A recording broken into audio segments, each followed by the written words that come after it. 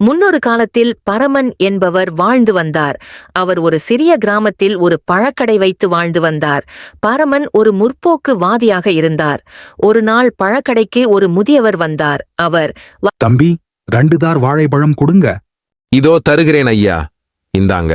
ஆமா, எதுக்கு 2 தாரு வாழை? வீட்ல ஏதாவது விசேஷமா? அதெல்லாம் ஒண்ணும் இல்ல தம்பி. நம்ம கோவில் திருவிழாவுக்கு சாமிக்கு பழ அபிஷேகத்துக்காக வாங்கிட்டு போறேன். என்னது, பழ அபிஷேகமா? ஐயா, என்ன சொல்றீங்க? இந்த பழத்தை அங்க கொடுத்து வேஸ்ட் பண்றதுக்கு பதிலா யாராவது இல்லாதவங்களுக்கு வாங்கி கொடுத்தா கூட அவங்களோட பசியாரும். தம்பி, தேவையில்லாதத பேசாதீங்க. உங்க வேலையை மட்டும் பாருங்க. இப்படி கோவமா சொல்லிட்டு கிளம்பிட்டாரு. அதுக்கு அப்புறம் அவரு கடைய மூடிட்டு வீட்டுக்கு கிளம்புனாரு. வீட்டுக்கு போற வழியில ஒரு பிச்சைக்காரன் ஒவ்வொருத்தகிட்டையா பிச்சை கேட்டுட்டு வந்துட்டு இருந்தாரு. மக்களும் அவங்களோட வசதிக்கு தகுந்த மாதிரி காசு கொடுத்தாங்க. அவன் பரமனை நோக்கி வந்தான். வந்து, ஐயா, சாப்பிட்டு 2 நாள் ஆகுது சாமி, ஏதாவது சாப்பிட்டு இருந்தா கொடுங்க ஐயா.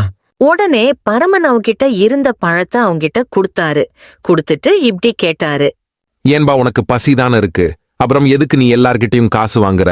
அதுக்கு பதிலா நீ சாப்பிட வாங்கி தர சொல்லலாம்ல.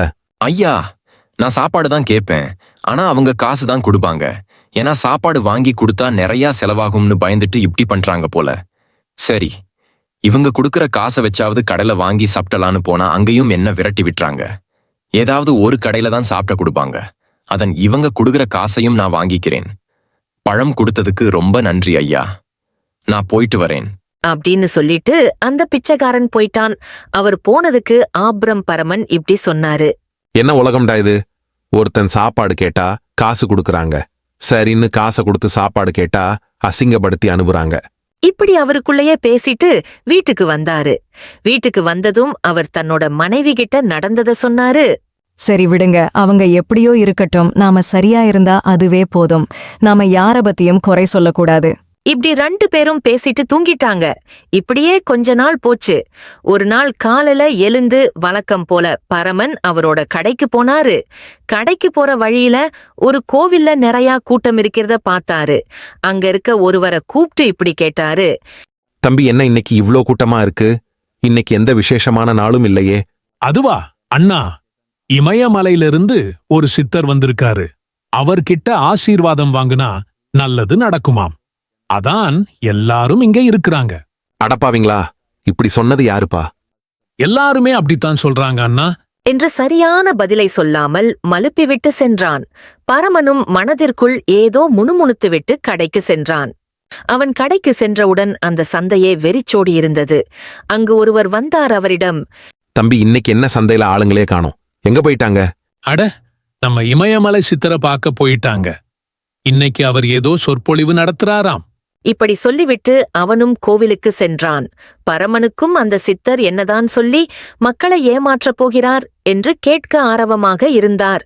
அதனால் அவரும் கோவிலுக்கு சென்றார். அங்கு ஒருவர் அனைவரையும் அமைதியாக இருக்கும்படி கூறினார். அனைவரும் அமைதியாக இருந்தனர்.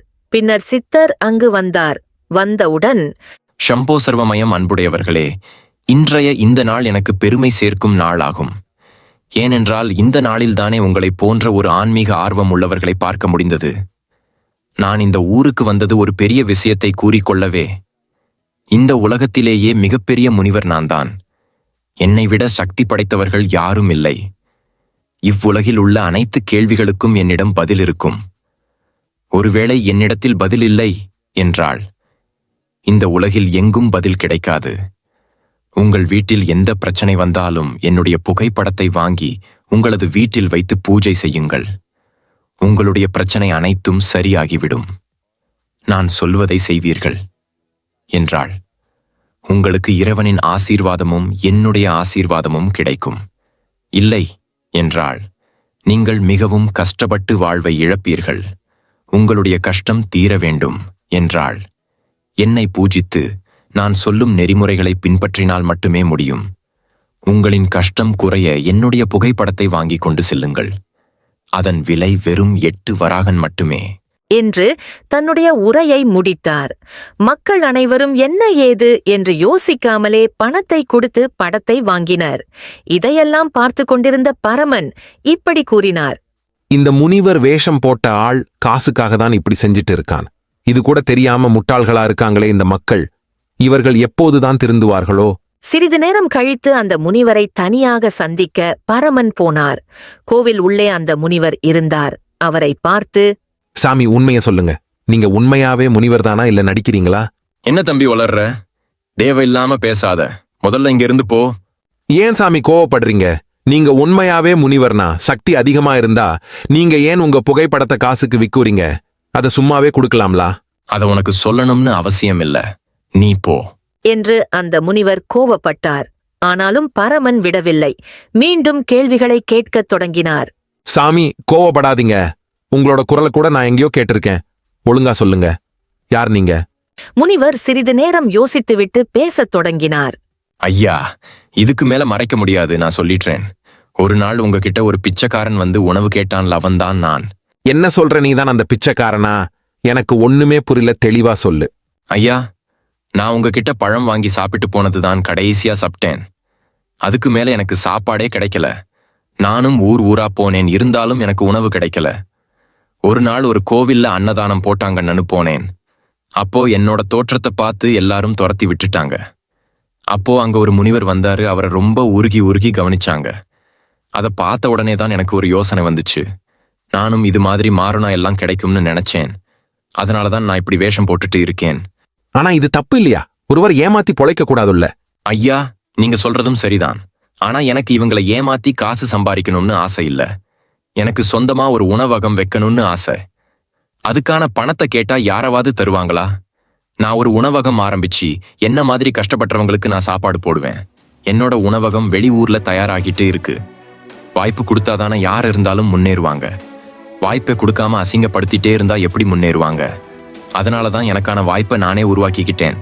இப்படி அந்த பிச்சைக்காரன் சொன்னதும் பரமன் ஒன்றும் பேசாமல் சென்று விட்டான்.